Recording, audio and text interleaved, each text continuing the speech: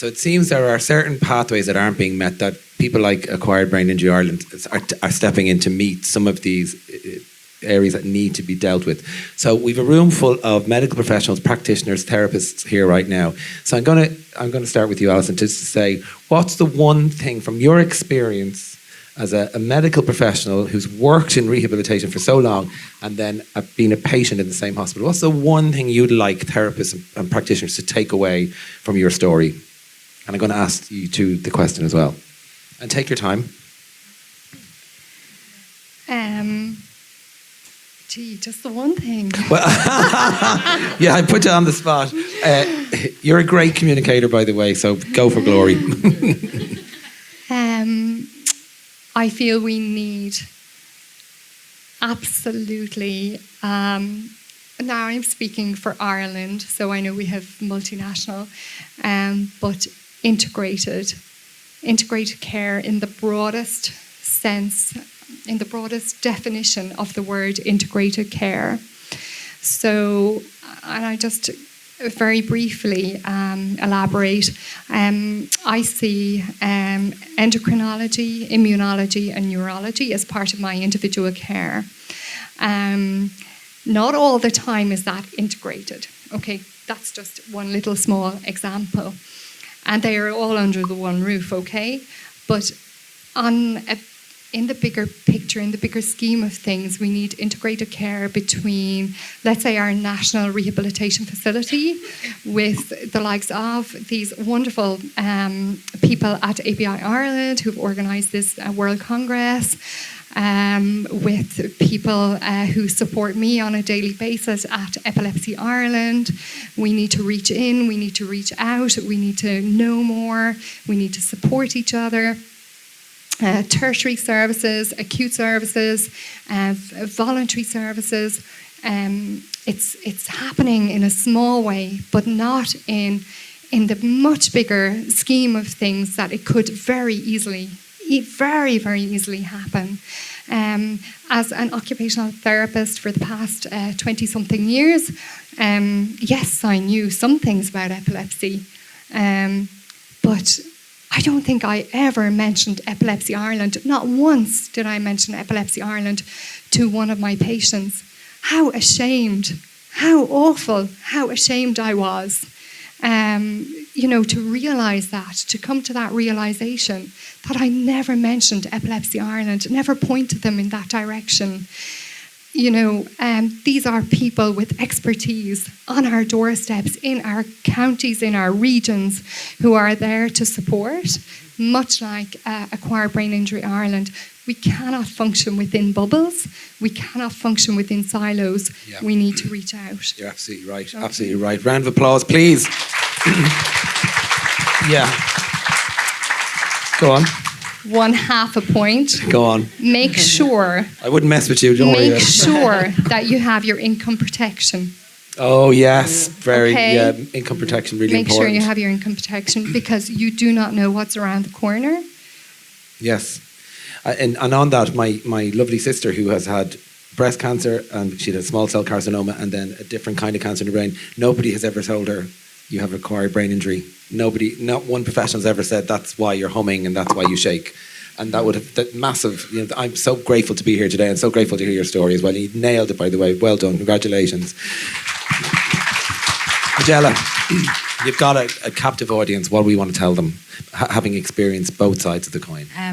Can I do it from a professional and I would love that. Personal. So from the professional point of view, my experience working in neurology, stroke, brain injury, working with prolonged disorder of consciousness, it's just the pathways, the rehabilitation pathways are just very limited in the community in particular. We kind of are definitely in the area that I worked in anyway, we rely on the NRH really for them to go there. And there's just such a gap then in between acute and rehabilitation services. And also then their discharge pathways after they finish the rehabilitation, if they've accessed it, is again quite limited. You have very young people, and it could have been myself, living in nursing home care, which is just not always appropriate for them. So I suppose that's from a personal point of view, that's my learning experience. But from professional, but Yes. from a personal point of view, definitely the income protection thing as well. Yeah, I was lucky enough to make a really good recovery, so I only had 6 months off, and I was covered under that. But genuine personally, I was only 36. I had as I said, no risk factors at all. You just don't know what's around the corner. You don't know that you could just have one at any time. And I've always said it, like, not that you can go around all day, every day, appreciating every moment, but really try and do appreciate the moments that mean stuff to you, because it can be just taken away at any point. And you could be left with, like, your life changes. And my life has actually changed, even though I'm completely fine and I'm back at work and I can work full time and I can do all that. My life did change. It was a traumatic event, and I'm probably a little bit more anxious now. But I do appreciate life, and it's definitely one thing to. Yeah, Yes, thank you to so do. much. Yeah. Round of applause, please. Myra, I want to hear your wise words. What would I like you to know? I'd like you to know that rehabilitation works. Oh, that's amazing. I'm very grateful to the therapists who helped and empowered me on the journey.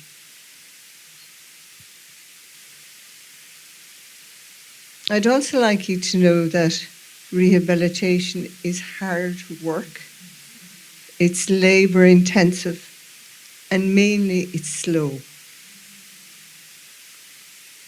But the results are worth it. It's only in the last month that I've started to walk up and down stairs alternating feet. And it's only in the last week that I've gone up and down stairs without using a rail.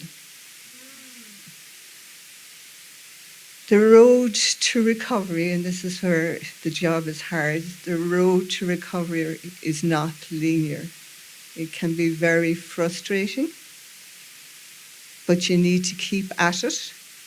And sometimes you need someone to help you to keep at it. The people who helped me most were the people who were patient-centered, who listened, who heard and accepted where I was at today, and used that to help me to reach my potential. I'd also like you to know that not to limit yourself by the window of opportunity for rehabilitation of 2 years. I've made a lot of progress in years 3 and continue to make progress in year 4, and expect I will make progress in the next few years. Finally, it's very important on the journey, as you may gather from listening to us, that it's important to keep the hope alive and to use the patient's goals when you're working. Thank you, Myra. Can I have a massive round of applause for our panel, please, and a big cheer, Alison, Magella and Myra. Thank you so much.